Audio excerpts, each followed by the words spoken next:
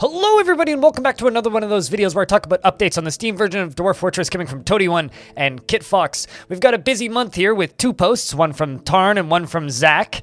Tarn has a little message with some interesting bits in it, and Zach has a open kind of letter to the community about game difficulty. Let's dive in. If you want to skip to the part where I talk about it instead of read it, skip to here. Are you still with us? All right, let's continue.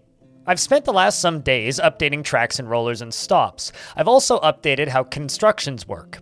You can place any construction over a constructed floor now, so you don't have to remember to deconstruct them or think about which ones are itemless wall tops. I've also tried to make curved and constructed tracks play nice with each other. They understand each other's jobs a bit and can update work in progress to keep tracks connected if you make additions. That last one's huge. That first one's huge. These are both incredible. Let's move on. With all that done, it was time to do the hauling menu itself. It's been going well. The track stops still plug into the custom stockpile menu like before, and I also had a stockpile linkage menu sitting around from workshops and stockpiles, so much of what we needed was already there. The messiest part of the previous hauling menu is the conditions, with its nested and strange options. The next bit I'm working on, and it should just end up all clunky laid out and hopefully sensible. And then there is some quality of life things we'd like to add, like being able to view routes from track stop sheets and that sort of thing. Last week I mentioned being done with the image and name creators, and you can see some of the images over at the last Steam news. All the while, the artists have been trucking along and through items and interface elements and snakes and things.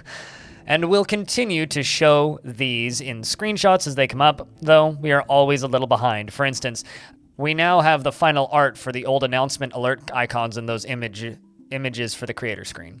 And now the post on the 20th from Zach, and he says, "How hard a game should Dwarf Fortress be? The more technical among you have already found the text files that govern this. The various triggers that cause everything from dragon attacks to goblin snatches are relics of a very primitive game where nothing existed outside of the patch of mountain you dug into. Now the world is super big, filled with all sorts of bad stuff waiting to find you. The triggers still exist, simulating the rumors of your wealth, that the trade caravans spread to the outside world. However, instead of generating an army from nothing, enemies are drawn from existing populations all over the world. The triggers are pretty much the same, and it is possible to do stuff like tick off the elves with a raid in order to get them to attack you early. This might give you some control, but you are on the same clock for everything else. It's for the sake of newbies that triggers exist, but no one wants to get outrun while they are still figuring out how to play in year 1. There has to be a default difficulty, and we are in the process of logging the invasions versus different scenarios to calibrate this. Should it be based on population? Maybe traded wealth? Maybe you think you should have some time to prepare for invaders with your 100 dwarves, or maybe you want the dragon to come to fight right after you buy out your first caravan. We are going to make all this customizable in a settings menu. But what about before you mess with that? How hard should the game be? Sound off on the regular channels. We're monitoring you." Blah, blah, blah. You just skipped in? Hi. These 2 posts are actually kind of fascinating. We're going to start off with Zach's here and just kind of go over the... I think he's addressing something that I think has been a problem with this game for a while. There's this constant battle between difficulty, and a lot of people talking about difficulty sliders and stuff. It's like Dwarf Fortress has all of that, but it's not quite a slider per se. There's never going to be a medium, easy, hard. There's just how many dragons do you want to spawn and how many dwarves do you want to have before they attack you, and what do you want the value of your fortress to be to attack you. Down in the description of this video, I've attached a link to a Reddit thread where you can go and submit feedback on this, as well as, of course, the KitFox Discord, where you can go to the DF discussion room and talk about these sorts of things. I think that this is a really interesting subject, and I'm really actually quite happy that Zach has brought this up here, because difficulty is something that is constantly here and there and back again with Dwarf Fortress. For those of us who play the game a whole lot, it's very, very easy because we know all of the systems kind of inside and out, and there really isn't an issue of dealing with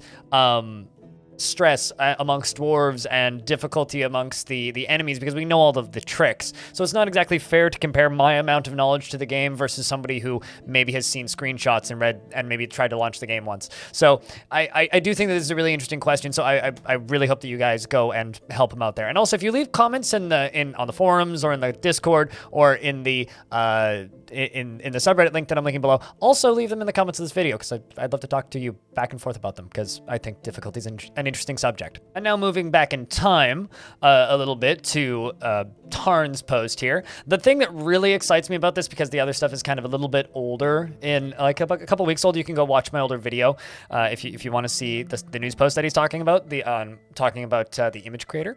But that being said, Tarn does talk about tracks and the constructions work. I just want to say that constructions not taking up, not being able to build walls on top of floors and not having to differentiate between the top of a wall and the actual wall itself is maybe one of the biggest quality of life changes to construction this game has had, like, ever, maybe since the planning tool. So thank you. Now, if we can copy and paste planned constructions and completely constructed things, that'd be swell. I'm not going to hold out hope, though, although I do think there are some DF hack tools that let you do that.